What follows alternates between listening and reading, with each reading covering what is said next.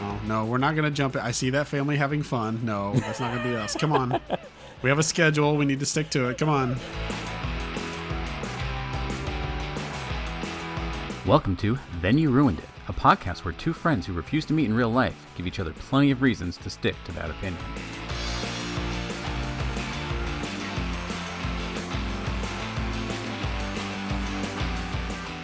So, you want to be a travel podcast for a little bit? Where are we going? Hawaii. Okay. I was going to say anywhere but Idaho and Kansas. We always end up there, and both those places are sad.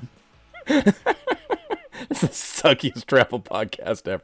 We just go back and forth from Idaho to Kansas, and we love it. Well, where do you stop along the way? Absolutely nowhere. You got to buckle down. And you got to drive. Screw all those flyover states. Idaho, Kansas. Anyway, so my family went to beautiful Maui recently. My brother-in-law actually went to high school. His family lived there while he was in high school, so that's where he graduated, and so he's not really a local, but local enough. Like he knows the island very, very well. And one of the big things to do in Maui, it's called the Road to Hana, where you drive from most of the civilized, like downtown Maui, is on one side of the island, but there's one little town on the other. So it's kind of like how Australia has everything on one side of Australia, and then there's Perth on the other side, and it's just this one little stupid town that didn't know where to be. That's kind of like with Maui, but it's a lot closer. You can, instead of driving for 2 weeks, it's 2 hours. And because so many people like to go on this road, there's all kinds of fun little tourist places to stop. There's banana bread, there's smoothies, and then there's like rainbow trees, all these fun little things. And one of them is these waterfalls that you can get out of your car and you can hike to these waterfalls and swim around. So they fall into these pools. So I don't know how to describe it without using the word idyllic paradise, because you're just in the middle of this rainforest. There's colorful birds and flowers all around. And then there's this waterfall that falls into this gorgeous little pool that's deep enough for swimming. So you can just, strip down and swim around in your swimming suit. Don't smirk. Can't take these images out of my head. They're mine. Okay. I mean, you can put whatever images of me swimming in the buff that you want in your brain. That's yours and yours alone. Man, this scenario, I'd probably be thinking of your wife, and I have no idea what your wife looks like, so I'm just imagining some woman naked. It's like, yeah, that's good enough for me. I got what I wanted out of this story. Continue. It does not take much to get Jason going. Just the implied nudity of an implied person. The old spank bank is run dry. In one of those states that makes you sign up to look at porn. Well, You got nothing. Give me something to work with over here. Your wife's skinny dipping. I'll take it. Know what my wife looks like. She does now. Well, now I have to make a popsicle stick puppet of my wife, so you have something to work with. And make sure it looks nothing like your wife and have a disclaimer that says... I actually have a really funny idea of what I'm going to do with my wife in some of these, but I'll tell you that when we're not recording. All right, so anyway, it feels like something out of Ferngully. Like there should be fairies trying to teach me the value of recycling as we're here. And there's 3 of these pools. So we swim around in one for a little bit, and we go up to the second one, and we're swimming around there. And this one, if you did it right, you could climb all the way up the rock face to the top of the waterfall, and you could jump off the waterfall into the pond. And so my family, especially my sister is very, very adventurous, as is my other sister's husband. They're both very adventurous people. And the rest of us are like, well, we'll try anything once. We'll do what we can. So we're all climbing up the rocks and we're jumping in, and this is including all my nieces and nephews. And my kids aren't very adventurous, but they're climbing up a little bit and really kind of challenging their fears, and we're all very proud of them. But so as we're kind of, I'm treading water there, helping my daughter jump in because she's very scared. So I'd have her jump in and swim to me. There was a dude, and this was, I would assume he's the stereotypical European backpacker. Like he was probably 23, 24, scruffy, cut. Like this dude worked out. He looked good.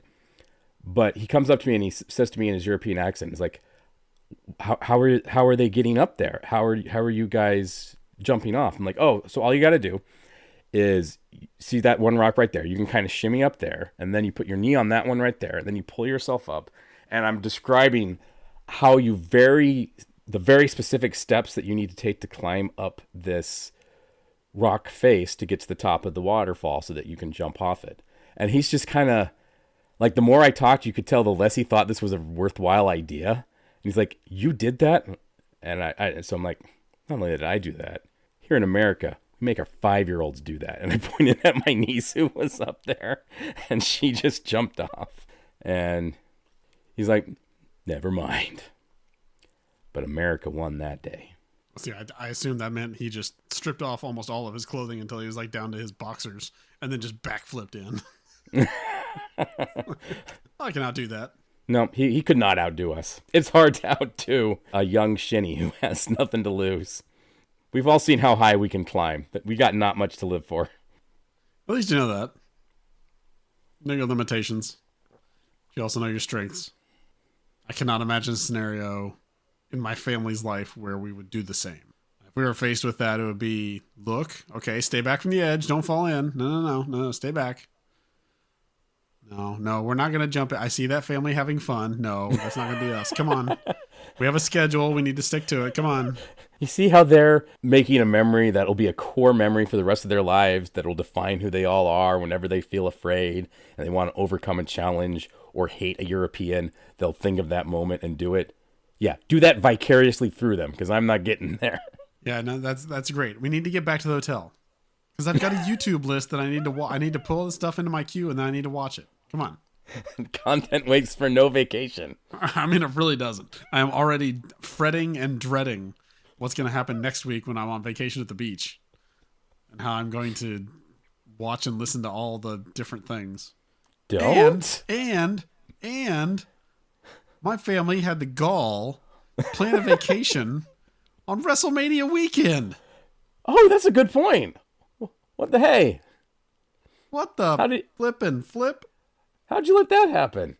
Because I didn't get in on the planning, apparently, and then was told, okay, Granddad bought the room for the week, and this is where we're staying, and this is when we're going. Okay, but sounds good. Now look at how things line up. I'm like, oh, God, that doesn't work at all. It's like if you were Jewish and they made you go on vacation over Hanukkah. Worse. My religion makes this much worse. Gonna miss like everything going on that week. It's like, oh, I don't want to think about it, because it is actually stressing me out. I don't want to go on this trip because I'm going to miss all the things that I want to do on the trip. And they have nothing to do with being on the trip. To do with staying in the hotel room by myself with like a pizza that I ordered in, and I can just watch whatever wrestling is on at that time. You could just, watch it later. Yeah, that's what my wife said. So you're on the same side. Congratulations. No, well, yeah, I am, but I feel your pain because I understand your pain, but I also understand that pain doesn't mean jack to your wife or kids. So you know what? Suck it up and deal with it. Yes, and that's what I will have to do. But I'm going to stay off social media too, because I'll see like a clip of something happening, and I'm like, oh God, I can't be here right now. I have to go find a TV. I gotta go. Do you have Wi-Fi here? Can I set my iPad up right here on this dinner table, please? No, I really want to get ice cream with you guys before you go to bed, but I got to see this match. I got it. You understand, right? Okay, thank you.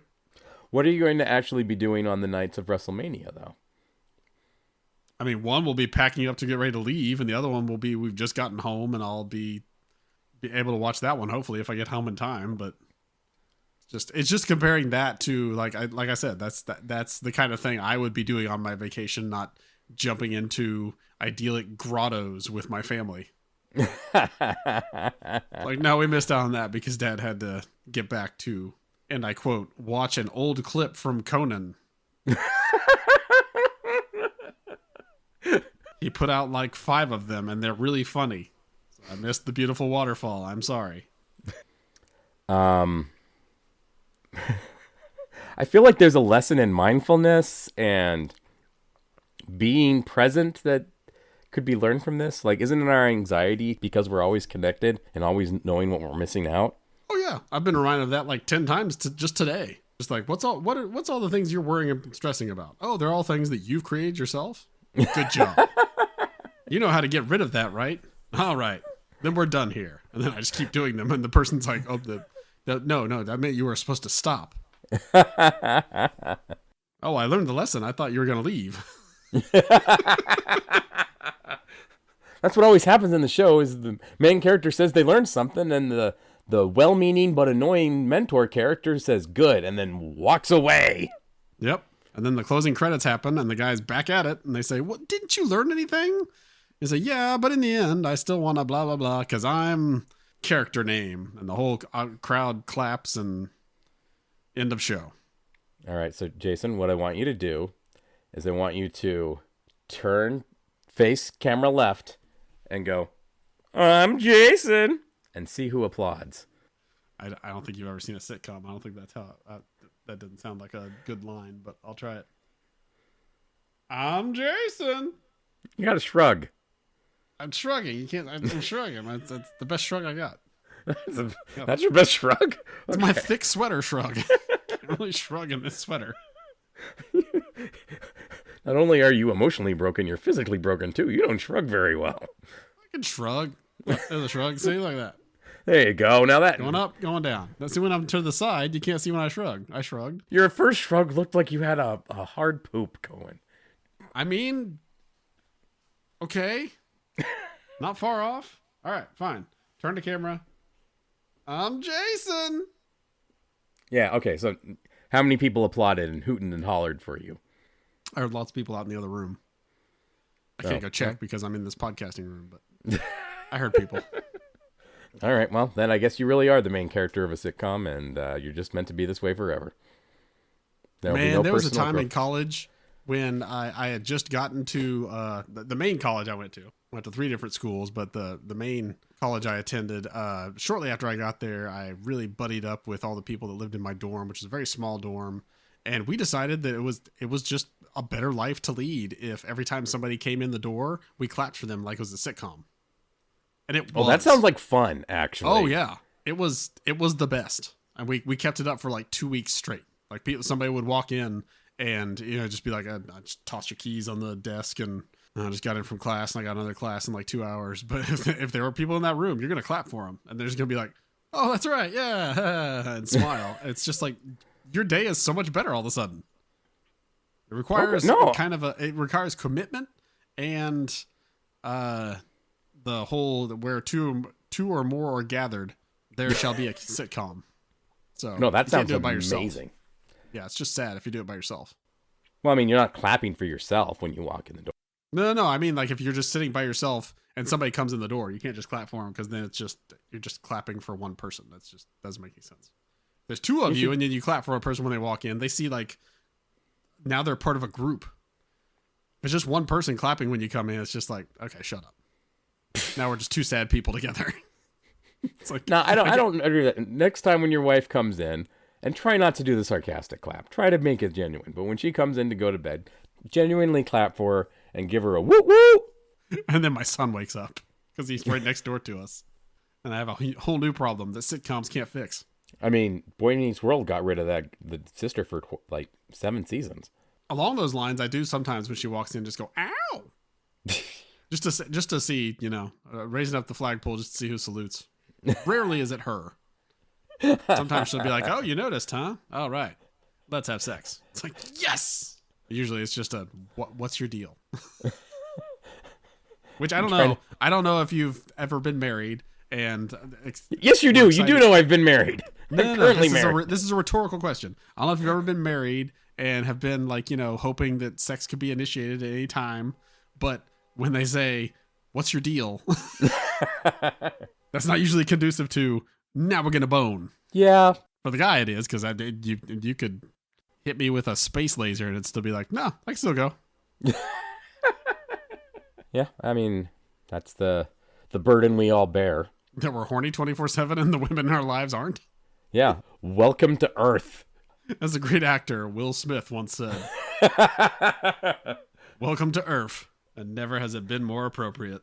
Come on, sad testicles, we're going to bed." Cue sad Charlie Brown music.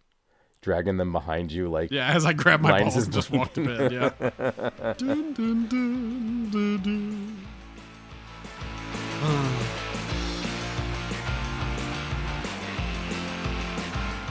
You made it through another episode of Then You Ruined It. If you still want to hear more from us, you can find us on Twitter. I am @Idahobo, and Jason is @TheJasonSigler. We also do a webcomics review podcast called Digital Strips.